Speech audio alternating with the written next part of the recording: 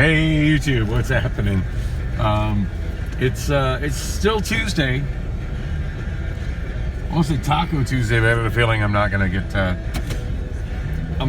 Del Taco for tacos today. Not with the way things are going. So it's about. I really need to add the 2 minutes to my silly clock. Every time I look at that, I'm like, that's wrong. It's 2 minutes off. So it's 9:27 right now. Tuesday, August 17th. Yeah, I just checked the Obama phone. It's got the date on it. I don't know why sometimes I get this crazy glare when I'm rolling video at night, but boy, it's there right now. Probably need to run a little alcohol wipe over the lens cover on my phone, but anyway. So I've been all over the place today. Today's been a pretty eventful day. I mentioned earlier, the significant other thinks that I'm taking her body for granted. I think she's taking my TV for granted. I grabbed the remotes and did the audio, and like clockwork, man. About the time she got off work, she started blowing up my phone and texting me. It's like, I guess you don't want me to watch your TV. Like, yeah. I don't think I gave consent to that. I don't think I ever gave consent. I don't think you asked. Anyway, I spent last night with her, and I got ultimately was no in the bedroom fun department. So tonight I'm just kind of out and about doing my thing. Wow, that glare is crazy. This is gonna be weird, but I'm just trying to see if I can wipe it all off.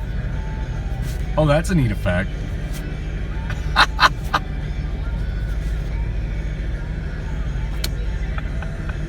Wow. Sorry. Psychedelic edition. Yeah, obviously it's dirty, and I just move the dirt around and change the angle of the glare every time I touch it. So that was fun. I really do need to get a proper dash cam, with me doing this, and I've noticed that I am slowly getting more subscribers and viewers, so somebody enjoys watching this.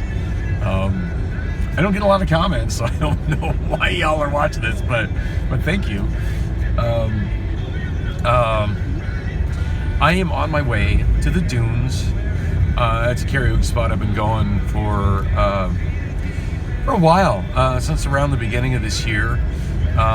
First gig I got right at the beginning of 2021 was at, I'm not sure if I talked about it in my vlogs much or not. I know I've mentioned it a little bit in my vlogs, generally in a negative light, but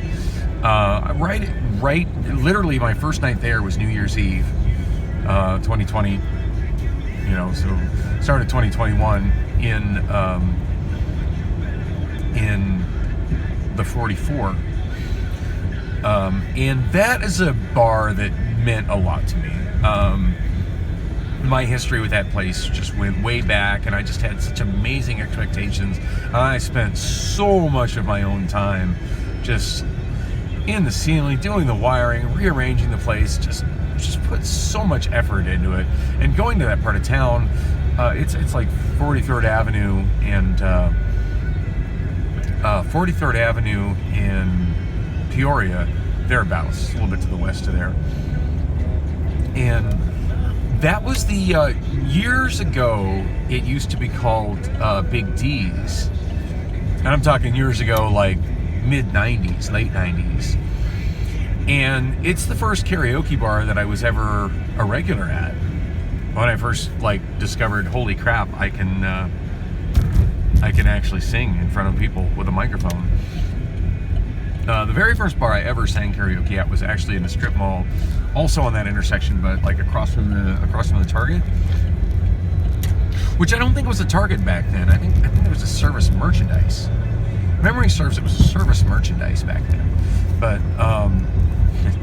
what was that? Yeah, that was a long time ago. But yeah, I was working part-time as a DJ over at the Great Skate, and my main job was managing a Subway, which I was talking about that on the one where I was on the vlog I did, where I was just so bent out of shape that the POS system went down, and dude wouldn't let me overpay by $1 for my Munchie meal and just give me my food. Like, oh God, that had me so upset. Like, just take $7 and give me my food. It's not that difficult. The people at the taco trucks that can't speak English can understand that. Why can't you? Yeah, so I had mentioned, that I worked at Subway at that time, and had worked up to manager. And at the time, like, obviously, like, music is just such a huge part of who I am, and I've been doing music-related stuff, like, professionally. Threw up air quotes, I don't think you can see it, but maybe not getting paid much for it, but in a capacity in which I was getting paid, even if just a little bit, since I was like 13. I helped my friend's dad and was DJing high school dances at 13. And, excuse me. So, yeah, like, when I started as the manager at Subway, like I didn't start as a manager, I started as a quote-unquote sandwich artist. I just needed a job. I was coming off of a stay at a hospital. I'd lost a mental hospital. I'd lost everything. And I'm just trying to kind of find myself again and get on my feet again. And so I got that job. At that point, I was looking for something music-related that I could do on the side. And I got hired part-time at the Great Skate, and I was doing... I was DJing there. I was also working in the skate room and sometimes working in the snack bar. But, I got to DJ sometimes, and I realized that's kind of a coveted position. There's a pecking order, so, as long as I got a few shifts here and there that I got to DJ, I was cool. And I became pretty tight with the guys that were already there, and then at one point, like, I just needed a place to store my vinyl, and they let me store it in the back room. And the DJs at work that were not me, like, they had a pair of Technics 1200s turntables there. And I kind of had a couple milk crates of like hand-picked stuff that I let the DJs that were buddies with me use, and then I used. And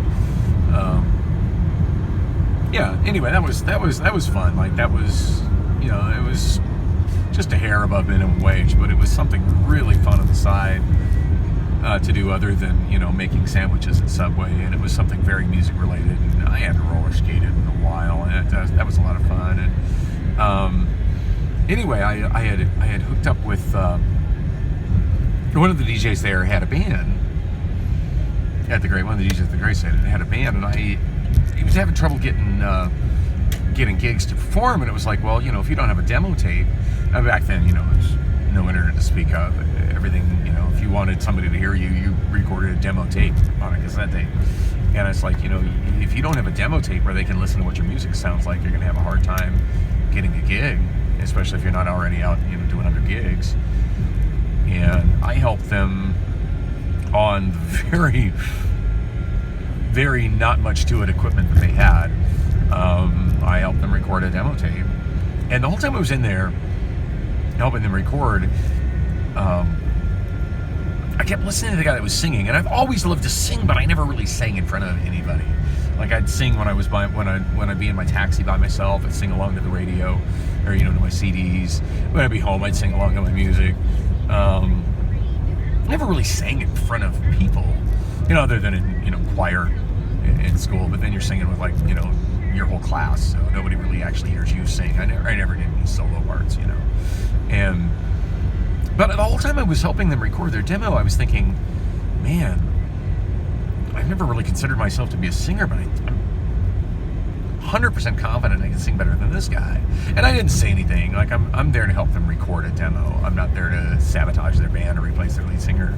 But after I left there, and they were in a house, walking distance. I didn't have a car at that time. Well, I mean, I had a car, actually. I had a Mitsubishi Starion, but it was not drivable. But anyway, I walked back. I was walking back to the, I wasn't working that night. I was, free for the rest of the night. But, my social life was limited by where my feet could take me. I was living at my mom's place, which at the time was near GCC. So, that's walking distance-ish. I can walk from... at that time, I was in my mid-20s. I mean, shoot, I'm in my early 50s now, and I'm still plenty healthy enough to walk from 43rd Avenue to 59th Avenue. That wouldn't kill me. I mean, unless it was like 120 in the daylight. But, at night, I mean, that's no thing. So, anyway, so I'm over... I could go skate anytime I wanted. Like, just walk into the grade skate and go in and skate. Granted, I tried to get in nights where it was like where there would be some 20-somethings there, so I wasn't surrounded by a bunch of little kids, because that's weird. But, it was kind of cool. Like, sometimes I'd come in and whoever would be DJing would be like, oh, I'm so glad you're here, because I need to take a break. Like they were in there doing the BB dance, needing to go to the bathroom. So, so I do a little, 15 minutes, not like I got paid for it, but it was just fun. I do a little 20-minute DJ set, guest DJ set. And the kids loved it. And so I'm walking back from my friend's house, and I can't remember his name, so many years ago, but I'm walking back from my friend's house, and I'm on my way over to the Great Skate. And there's this little karaoke bar in that strip mall across from, right before you got to the Great Skate, across from what is now the Target. At that time was Service Merchandise. And there's a little sandwich board, hey, karaoke. And I'm like, well, here's my opportunity to sing on a microphone in front of people and see how it goes. And I went in and I sang a Pearl Jam song. In fact, I remember it distinctly to this day. I sang Better Man, which at the time was a fairly recent song. And just absolutely... In fact, I think I'm going to sing that when I get to the new ones. I'm feeling it right now. I'm feeling all nostalgic for that first karaoke moment. I just absolutely nailed it. And it wasn't very crowded.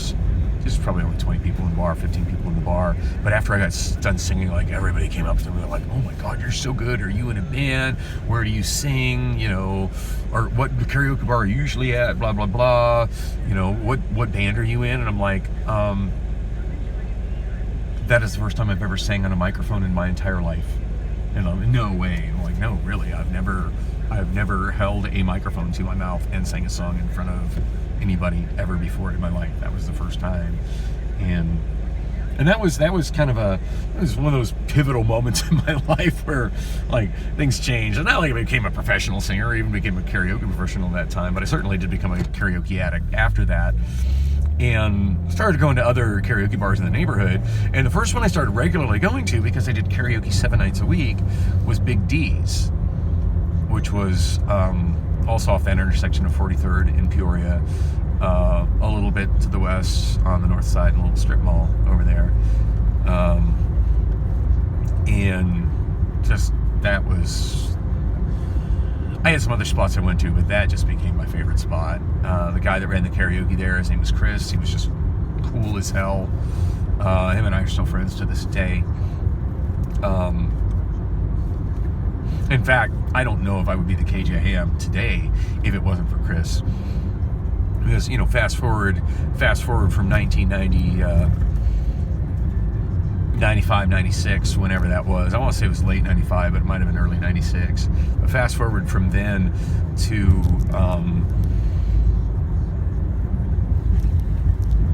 2005, and I'm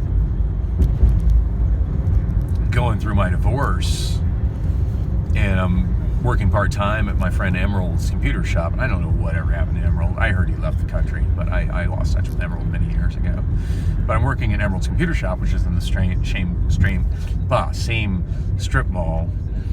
And I'm not working there like as an employee, but every now and then, when I have the time, I'd go over there and I'd help him strip down, trade it in computers, help him rebuild computers that people... that was back when a time when a desktop computer was kind of a pricey thing. Not expensive, but still kind of a pricey thing. And people would come in, they'd bring them their broken computer, he'd bring them their broken computers. And a lot of times it just made more sense for him to say, you know what, let me just give you... I'll take that in trade and give you $100 or $200 discount on a new computer, and just let me keep that. That way you're up to date, and the amount of effort that would take to fix your computer is just not really worth it. You're ahead to just take the discount and buy a new computer. And, that was a good business model for him. He sold a lot of computers that way. And every so often, because I was a guy who loved tinkering with old computers, I would come in. And for me, it was, he paid me for it. Totally paid me for it. But half the time it was just, the social aspect of it, of getting to hang out with him and his crew of nerds. And rebuild these old computers that nobody wanted to mess with. And get him into working functional things. And he'd put them in his, his showroom, and he'd mark them at pretty low prices, because he didn't even really, pay for them. He just kind of gave discounts on computers he was already making a good profit on. And anyway, so I kind of got back in touch with Chris, because it was great. Like, I'd hang out there at Emerald Shop, and then at 9 o'clock walk over to, at that time the name had changed. It was called Mark's Place.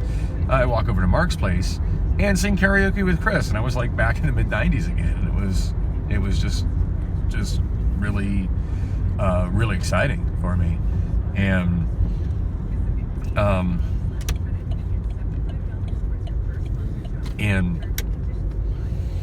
my gosh, I'm getting a little heartburn. I should probably get some food before they go to the bar. I haven't eaten a lot today. Anyway, yeah, so like, it was great. Like, suddenly I was like kind of back in touch with Chris, and Chris was the first karaoke DJ I know that switched from hosting with CDG players to hosting with a computer. And he did it with a desktop computer. Laptop computers were crazy expensive and didn't offer the flexibility needed to host karaoke at that time. You couldn't get any kind of an output from a laptop that would feed a TV back then. And anyway, he had this custom desktop that he had made at Emerald Computers, and it was neat. Like, I kind of got to work on it and see how that was set up, and he kind of showed it to me. And it wasn't really that long after that I landed my first karaoke gig at Fat Cats in downtown Phoenix. And that's another story for another time. And I'm sure I've told that story on this series of vlogs. So I don't want to tell that story again. I only have a couple more miles to my destination. So, anyway, like, I got that gig, and I did the first show, hosting karaoke with this binder of very poorly organized CDGs and some books that were kind of a train wreck, that I came to find out, a couple weeks later, were left behind by a necrophiliac serial killer. I'm just hosting with these players, and just like, that is a lot of work. And I remember, working on Chris's computer over at Emerald's Computer Shop. And I remember him showing me, like, one time when I came in, like, before his show started, he showed me, like, I actually carried his computer over to him from Emerald Shop, and he showed me, like, how it worked, and showed me the software, and it was just really exciting for me, like, as a, computer nerd and a karaoke junkie. And once I got that gig, and at that time, like, I wasn't spending much time, that far north and west. I was spending most of my time in downtown Phoenix, or in downtown Tempe. And by definition, homeless. I usually had a roof over my head every night, but it was not the same roof every night. So yeah, by definition, I was homeless at the time. And so yeah, I was pretty much, rolling around downtown Tempe and downtown Phoenix. And I actually took a bus all the way, not even knowing I was going to get back downtown. I took a bus out there, because at that time, at night, you could get out there, but you couldn't get back, after 9 o'clock. And I went to his karaoke show, and I'm just like, hey, you gotta show me how this works. And like, I've tinkered with the computer. I know what hardware you have, but I don't know what software you have, and you need to show me how this works. And he totally did. I ended up hooking up with him the next day, and he came in early and just took me up with all the software and gave me a crash course on how to do it. And this was at a time when, like, to be honest, I didn't know a single other KJ that used a computer back then. And most of the popular software packages that people use for karaoke back nowadays didn't exist. There was no such thing as Carafun or PC DJ. None of that stuff existed yet. At the time, he was using a program called Tricerasoft, But Triceratops something, Triceratops karaoke or something.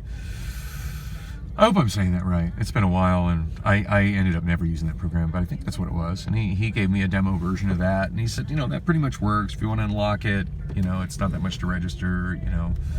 You'll make enough money in one gig, you can register it, but you can use it.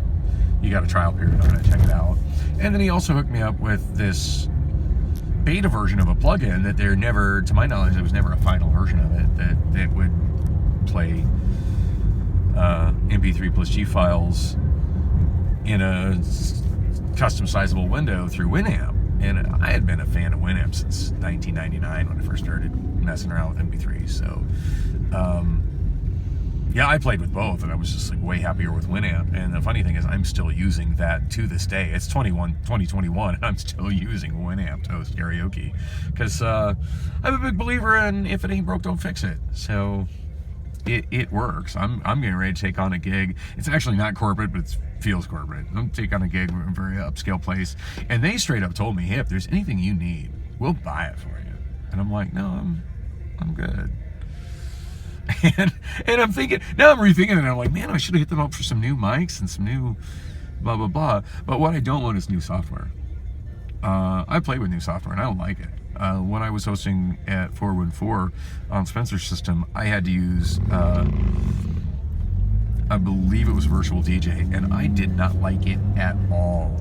Absolutely detested it. And every now and then when something wasn't working right and I tried to get them to help me with it, him or Suki would come in and they didn't understand what was going on either. And it was just really a case of a piece of software that's way more complicated than what you need. Sometimes all you need is a wrench. You don't need power tools. You just need a wrench. And that's kind of how I feel. Winamp gets the job done. Yeah, there's more powerful software, but you end up with a whole bunch of things that can potentially go wrong.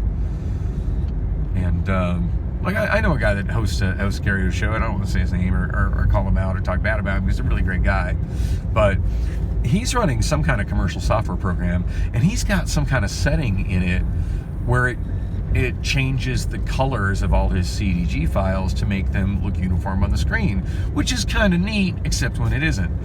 Anytime a Sunfly track comes up, and I think there's another brand that does it too. I want to say Legends series, but don't quote me on that. But at any rate, there's two brands of karaoke that, if that's the version he has, that software, whatever it does to make give the karaoke a uniform look with a dark background, it ends up being, I don't want to say it's illegible, but what ends up happening is the words come up on the screen.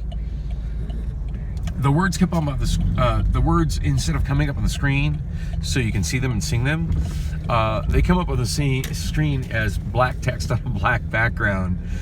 And then you're not able to see the words until they start highlighting, which means if I don't absolutely 100% know the song by heart, by the time I can see the words on the screen, it's too late to sing the words on the screen. And that's a case of somebody that's running software that's more complicated than he knows how to handle, And if he was running something simpler, he wouldn't have that problem. Anyway, so I'm here, and I've already rambled for over 20 minutes, but super long story short, Chris, the KJ talked about Bobby D's and Big and Mark's place. After COVID, his wife is a nurse, very, very paranoid about him being out in public, and absolutely just did his wife just insisted that he not be around public with the chance of getting COVID, and that's fine. I mean, it's a risk I'm taking. I'm not a COVID, just to be completely clear, I am not a COVID denier. I had it last July. It wasn't my worst flu, but I do also understand that many people have died from it. So sometimes they get called out. It's like, well, you never wear masks, you never blah, blah, blah. It's like, hey, my body, my choice. But I'm certainly not denying that it exists. And I respect, him not wanting to be out there, and him being married to a nurse who's working in emergency rooms, who is seeing the people who are suffering the worst from COVID. I get it. So when the new owner was ready to reopen, he recommended me. I got in there, and it was a short-lived gig, sadly. I was going to give more details about it, but I think it's pointless. I don't believe you've been listening to me for 25 minutes as it is. But I'm going to go in and sing. Oh, that's what I was going to say. The reason I was getting into that is I reconnected with this guy named Joker, who is also a karaoke DJ, although I don't think he's hosted karaoke in many, many years, but he used to. He was regularly working as a karaoke DJ when I first started hosting, like 15 years ago, 16 years ago. And I used to regularly go to his shows. He hosted at a couple places in South Scottsdale and also in Tempe. So nights off, I'd often get to his show and have a great time. And he's also a very good sound guy. He just knows how to make a live band sound very good. And I've seen him run all levels of equipment, from what you would think is an inadequate board, but he makes it an inadequate board because he knows how to run it, to really high-end all digital boards where he's controlling it through an app on a tablet. The guy knows his shit, and he's really good. And we've been good, we've been somewhat good friends for, 15 plus years. But I hadn't seen him in quite some time. We just sort of lost touch. And it's like my second or third week as hosting karaoke at the 44, formerly Mark's Place, formerly Big D's, and in comes Joker to run sound, and we like looked at each other. It's like, oh my God, you're here. No, oh my God, you're here, and that was great. Like that was actually for me the best thing about going there, because the show wasn't building like it should have been. I don't feel the bar was promoting it like it should have been. I don't think their prices were in line as what they should have been for a karaoke lounge in that part of town. I could go on and go on and go on things that were wrong. There was a lot of things that just weren't right for me doing karaoke there. And then of course they all turned everything, the lack of attendance on me, of like, well, you're not bringing enough people. Yeah, there's things I mentioned to you and it just fallen on deaf ears, but whatever. But I always look forward to seeing Joker. And he's the one who told me about coming to Dunes on Tuesdays. So I got a new gig starting in North Scottsdale in 2 weeks, Tuesday the 31st. So this is probably going to be my last time to get to come to this show on a Tuesday. And I'm hoping Joker's here. Tuesday's usually his night that he's not running sound. So I hope to God I see Joker. And we definitely need to exchange phone numbers this time. I just got the point, I'm seeing him all the time. So we're going to swap numbers, and then we don't. Yeah, it's my last Tuesday night free to see him. So hoping Joker's here. I'm completely drawing a blank on his friend's name. The host is here, but he's a really cool guy.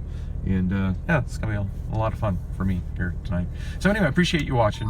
I can't believe you stuck with me this long. It's 28 minutes of video, but I appreciate the support. Like and subscribe, doo-dah, and I'll be back with more.